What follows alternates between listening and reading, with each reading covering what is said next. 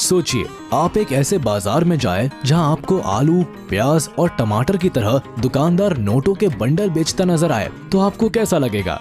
I guess आपको बड़ा अजीब लगेगा, लेकिन आपको जानकर हैरानी होगी कि दुनिया में एक ऐसा अनोखा देश भी है जहां फल, सब्जियां नहीं बल्कि पैसे बिकते हैं। जी हाँ, पैसे जो हमें अपने देश में सीसीटीवी की नजरों में रहते हुए एटीएम या फिर बैंक से मिलते हैं, मगर यहाँ तो मंडियों में ही मिल जाते हैं। अब इसके पीछे की वजह क्या है, ये जानने के लिए आपको हमारा आज का ये वीडियो अंत तक देखना पड़ेगा, जिसमें बात हो रही एक ऐसे देश की जहां नोट रद्दी की तरह बाजार में किलो के भाव मिल जाते हैं। तो चलिए फिर शुरू करते हैं आज का वीडियो। करेंसी किसी भी देश की इकोनॉमी की नींव होती है। यही वजह है कि दुनिया के लगभग सभी देश अपने यहाँ के सिक्कों और नोटों को बड़ी हिफाजत और कड़ी सुरक्षा में रखते हैं। लेकिन दुनिया में एक जगह ऐसी भी है जिसका नाम है सोमालीलैंड, जहाँ पैसा बंडल की शक्ल में शहर की सड़कों पर रद्दी की तरह पड़ा रहता है, और वो भी बिना किसी हिफाजत के।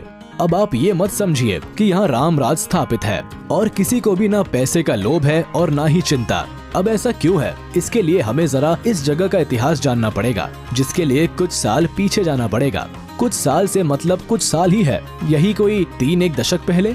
तो वो वक्त था साल 1991 का, जब उत्तरी अफ्रीका में अदन की खाड़ी के पास मौजूद सोमालीलैंड गृह युद्ध के बाद सोमालिया से अलग होकर वजूद में आया। यहाँ के लोगों ने तो इसे अपना नया देश मान लिया, लेकिन किसी भी दूसरे देश ने इसे मान्यता नहीं दी और अभी तक भी नहीं दी है।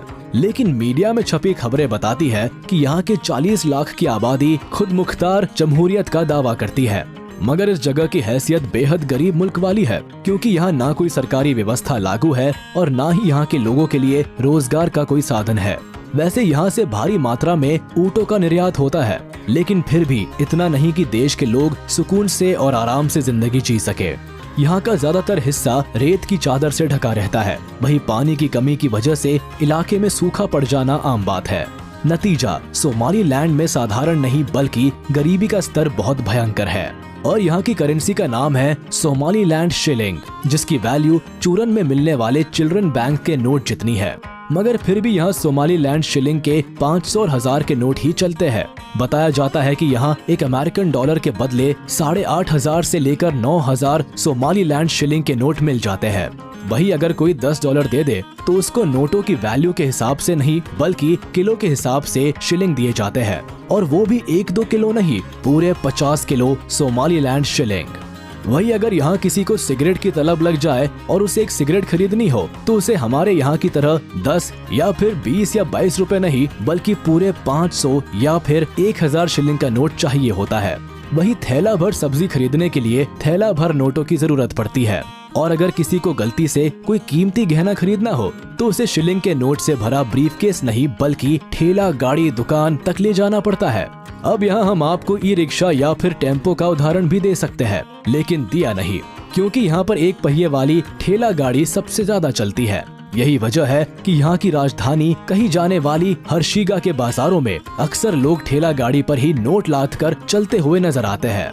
वैसे इस देश की एक खासियत भी है, यहाँ एक तरफ भारत जैसे विकासशील देश में कैशलेस व्यवस्था के लिए अभी भी जद्दोजहद चल रही है, तो वही यहाँ सालों पहले लोग कैशलेस हो चुके हैं, जिसके पीछे की वजह यह है कि यहाँ की करेंसी का डिवैल्यूएशन हो गया है, और करेंसी के रद्दी में तब्दील होने की वजह से लोग लेन देन कैशलेस करने में ही भलाई समझते हैं। वो छोटी से लेकर छोटी और बड़ी से लेकर बड़ी चीजों के लिए सिर्फ मोबाइल पेमेंट का ही इस्तेमाल करते हैं, क्योंकि यहाँ ना तो क्रेडिट कार्ड का ज्यादा चलन है और ना ही डेबिट कार्ड का, इसलिए यहाँ फोन की व्यवस्था जिंदाबाद है। वैसे क्रेडिट और डेबिट कार्ड से याद आया कि इस देश में एक भी अंतर्राष्ट्रीय स्तर पर मान्यता प्राप्त बैंक भी नहीं है। ऐसे में ये बात स्वाभाविक हो जाती है कि यहाँ ना तो कोई बैंकिंग सिस्टम है और ना ही कोई एटीएम। यही वजह है कि आपको यहाँ भिखारी भी बहुत हाईटेक नजर आएगा, क्योंकि वो भी अपना लेन देन मोबाइल से ही करता दिखेगा। वैसे सबके कैशलेस हो जाने की वजह ये भी हो सकती है कि कौन छोटी मोटी खरीदारियों के लिए झोला भरकर नोट ढोता फिरे, इसलिए यहाँ आम और खास सभी कैश विहीन रहना ही पसंद करते हैं। फिर चाहे फुटपाथ पर सब्जी और फल बेचने वाले हो या फिर बड़ी बड़ी चमचमाती परचून और बाकी जरूरत के सामान वाली दुकानों पर बैठे धन्ना सेठ, कहीं भी चले जाओ, बस अपने मोबाइल से दुकानदार का मोबाइल नंबर या फिर QR कोड स्कैन करो, पैसे तुरंत ग्राहक के अकाउंट से दुकानदार के खाते में चले जाते हैं। वैसे सिर्फ सोमालीलैंड ही नहीं, अफ्रीका के कई छोटे बड़े देश कैश रखने का झंझट छोड़ कैशलेस वाली व्यवस्था की ओर तेजी से बढ़ रहे हैं। घाना, तंजानिया, युगांडा में भी मोबाइल बैंकिंग की क्रांति आ रखी है। इसी तरह केन्या में भी बड़ी तादाद में लोग एम-पेसा के जरिए भुगतान कर रहे हैं। वैसे अब आप ये मत मान लीजिएगा कि कैशलेस हो जाना कौन सी बड़ी बात है। हमारे देश में भी तो कई बड़े शहर लगभग पूरी तरह से कैशलेस हो चुके हैं। मगर सोमालीलैंड की खासियत है कि यहाँ के शहरों के साथ साथ गाँवों में भी लोग नोटों को भूल चुके हैं।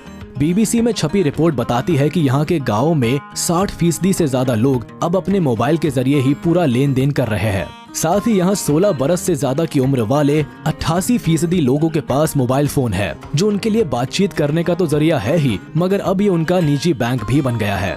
जबकि यहाँ के ज्यादातर लोग निरक्षर है, यानी अनपढ़ है या फिर कम पढ़े लिखे हैं। वैसे यहाँ लोगों के लिए पढ़ाई लिखाई का ज्यादा महत्व है भी नहीं, क्योंकि इस छोटे से देश में रोजगार मिलना एक बड़ी समस्या है। यहाँ के लोग मछली पालन और छोटे मोटे कामों में लगे रहते हैं, जिसमें उनकी सिर्फ आजीविकता चलती है। साथ ही ये देश अपने टूरिज्म सेक्टर पर भी बहुत ज्यादा निर्भर रहता है। बताया जाता है कि सोमालिया में बीचेस और यहाँ काफी रहस्यमय गुफाएं और जंगल है, जिस पर रिसर्च चलता रहता है और शोध से जुड़े लोग आए दिन यहाँ आते जाते रहते हैं। तो चलिए दोस्तों, पैसों के बाजार और सोमालीलैंड के बारे में बताता ये वीडियो यही खत्म होता है। उम्मीद है आपको ये पसंद आया होगा। आप अपने जेन्युइन रिव्यूज हमें कमेंट करके बता सकते हैं। आप इसे अपने दोस्तों और रिश्तेदारों के साथ शेयर करना बिल्कुल ना भूले। और हाँ, इस वीडियो को लाइक कर दे, और अगर आपने अभी तक हमारे चैनल को सब्सक्राइब नहीं किया तो वो भी तुरंत कर दे, और बेल आइकन को भी प्रेस कर दे, ताकि हमारी नोटिफिकेशंस आप तक जल्द से जल्द पहुँच जाए।